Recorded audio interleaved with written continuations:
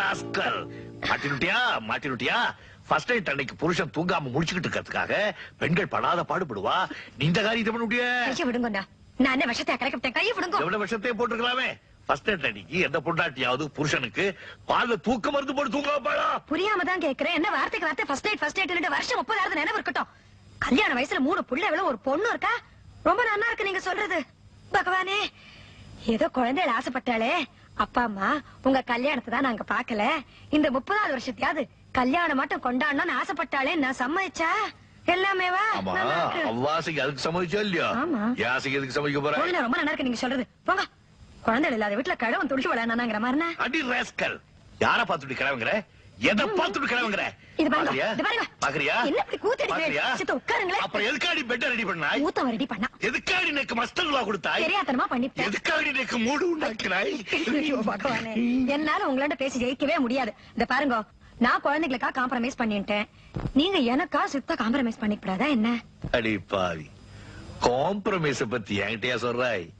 Life பூரா எல்லாத்துக்கும் எல்லார்கிட்டயும் காம்ப்ரமைஸ் பண்ணி தானடி நான் இந்த நிலைமையில இருக்கிறேன்.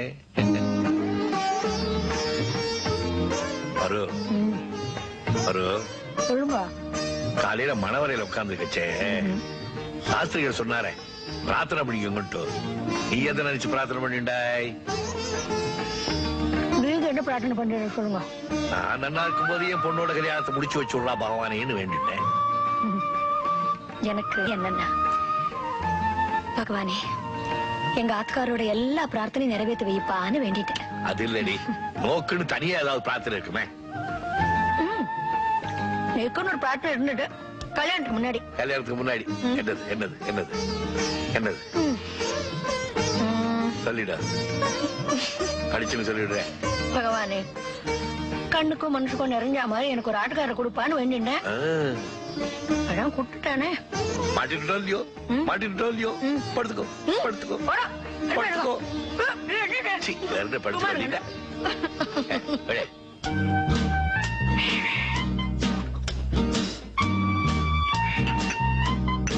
ஏண்டா ராமசாமி, நாம 2 பேரும் சந்திச்சு ஒரு 15 வருஷம் இருக்கும்ல? இருக்கும். நீ கொஞ்சம் கூட மாறலடா.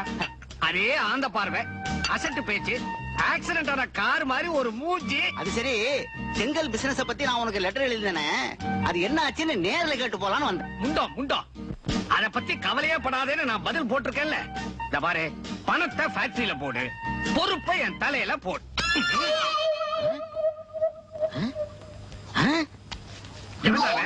போடுன உடனே இதை என் தலையில போட்டது எவனோ உன் வாயில போறதுக்கு பதிலா தலையில போட்டான். ஏண்டா என் பிசினஸ் உன் பிசினஸா நினைச்சு எனக்கு ஹெல்ப் பண்ண கூடாதா?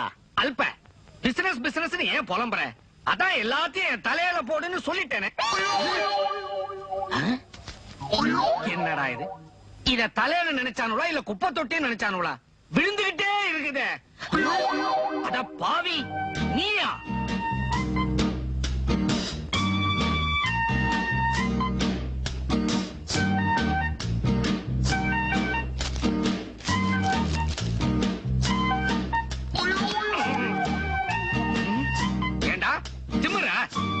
உன் தலையில ஒண்ணுமே கிடையாது. அதுவே பத்திரமா இருக்கணுங்கிறதுக்காக நீ ஹெல்மெட்டை மாட்டிக்கிட்டு என் தலையை பார்த்து இதெல்லாம் விசிறி அடிக்கிறியா? சாரி அங்கிள், நான் இப்ப எழுதிக்கிட்டு இருக்கேன். அந்த கதையில வர ஹீரோ ஒரு மோட்டார் சைக்கிள் ரேஸ்ல கலந்துக்கிறான். அந்த சீன் தத்ரூபமா அமையணுங்கிறதுக்காக நான் இந்த ஹெல்மெட்டை மாட்டிக்கிட்டு எழுதிக்கிட்டு இருக்கேன். அப்படியா? தம்பி யாரு? என் தலை எழுத்து. எங்க அக்கா பெத்த ரத்தனம். அப்படியா? ராமசாமி, அந்த காலத்துல நான் கஷ்டப்பட்டுக்கிட்டு இருக்கும் போது எங்க அக்கா தான் எனக்கு பெரிய ஆதரவா இருந்து நான் இந்த நிலைமைக்கு வரதுக்கு காரணமா இருந்துச்சு. அதனால அதுக்கு நன்றி கடனா அவ சாகும் போது இந்த கிறுக்கு பையில வளர்த்து ஆளாக்கி என் பொண்ணை கட்டி வைக்கணும்னு சத்தியம் வாங்கிக்கிட்டு போயிட்டாடா. இதுக்கு தான் நெருங்கின சொந்தக்காரங்க சாகும் போது பக்கத்துல நிக்க கூடாது. ஏடா கூடமா ஏதாவது சத்தியத்தை வாங்கிட்டு போயிடுவாங்க. சும்மா மிச்சத்தை கழு. சொல்லு. அன்னில இருந்து இன்னைய வரைக்கும் என் கழுத்தை கட்டிக்கிட்டு தொங்கிக்கிட்டு இருக்கிறான். என் பொண்ணை கட்டி வச்சு இவனை கழட்டி விட்டுலான்னு பார்த்தா அதுக்கும் பிரேக் போடுறான் ராமசாமி.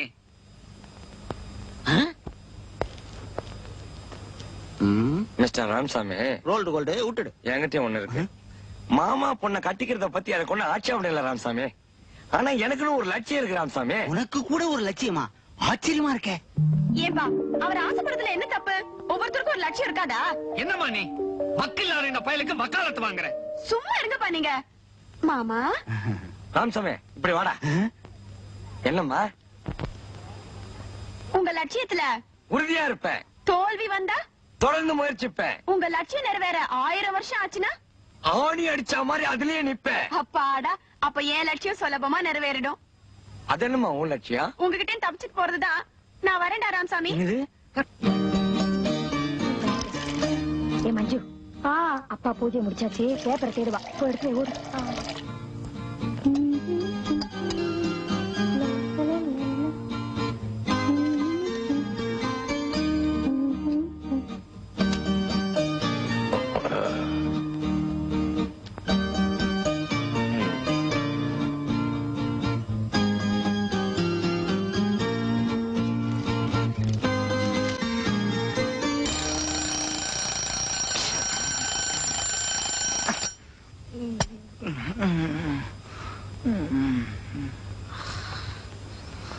அண்ணா, அண்ணா, சரி, இன்னைக்கு உன்னை எழுப்புறதுக்கு உன் வாயில உப்ப வச்சு பாக்குறேன். ஐயோ உப்பு என்னடி காலங்கத்தால தூங்க வச்ச வாயில உப்பு போட்டு தூக்கத்தை கெடுத்துட்டு இருக்க? இன்னைக்கு என்ன தேதி? நீயே சொல்லிட. 1ஆம் தேதி. ஐயோ 1ஆம் தேதியா? ஆமா, கீழே அப்பா பட்ஜெட் நோட்டை வச்சுட்டு உன் சம்பள கவருக்காக காத்துட்டு இருக்க. இப்பயே கொடுத்துற. ஐயோ, ஒவ்வொரு மாசமும் நீ சம்பள கவரை ஒழுங்கா கொடுக்கறதுக்கு முன்னாடியே நான் உன்னை தயார் பண்ண வேண்டியதா இருக்கு. சமத்து மாசம் மாசம் இதான சொல்லிட்டு இருக்க. அப்பா இந்த மாசம் சம்பளம் சரியா இருக்கணும். சரியா இருப்பா. போங்க.